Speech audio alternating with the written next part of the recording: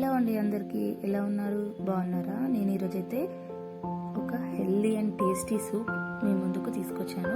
ఆ సూప్ ఏంటంటే broccoli soup. So broccoli అంటే మీకు తెలుసు కదా, చాలా ఆరోగ్యం దానివల్ల. కాబట్టి ఇలాంటి హెల్దీ రెసిపీస్ నేను మీకు ఈ ఛానల్లో ఇస్తూనే ఉంటాను. మీరు సబ్స్క్రైబ్ చేసుకొని బెల్ ఐకాన్ అయితే క్లిక్ చేయండి. ఫస్ట్ ఆఫ్ ఆల్ ప్రాసెస్లోకి అయితే వెళ్ళిపోదాం. దానికోసమని నేను ఒక బౌల్లో వాటర్ వేసుకొని అవి బాయిల్ చేసుకున్నాను.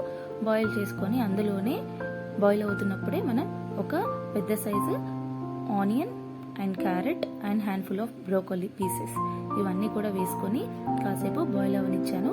ఇలా బాయిల్ అవుతున్నప్పుడే మనకి రంగు అనేది మారుతుంది. అప్పుడు స్టవ్ ఆఫ్ చేసుకొని చల్లార్చుకొని దాన్ని మిక్సీ పట్టేసుకోవాలి.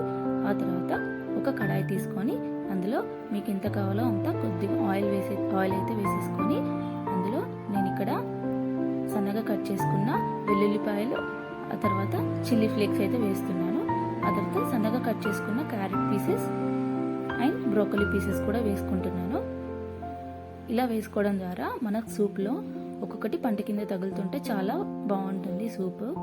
ఇప్పుడు నేను ఒక హాఫ్ టేబుల్ స్పూన్ ఉప్పు అయితే వేసుకుంటున్నాను. ఆ తర్వాత ఇక్కడ హాఫ్ టేబుల్ స్పూన్ మిరియాల పొడి వేసుకుంటున్నాను. చిటికెడు పసుపు వేసుకుంటున్నాను. ఇక్కడ మనం కారం అనేది యూజ్ చేయట్లేదు కాబట్టి మిరియాల పొడి కాస్త ఎక్కువే వేసుకోండి. ఆ తర్వాత ఇవన్నీ గోల్డెన్ బ్రౌన్ వచ్చే వరకు ఫ్రై చేసుకోవాలి.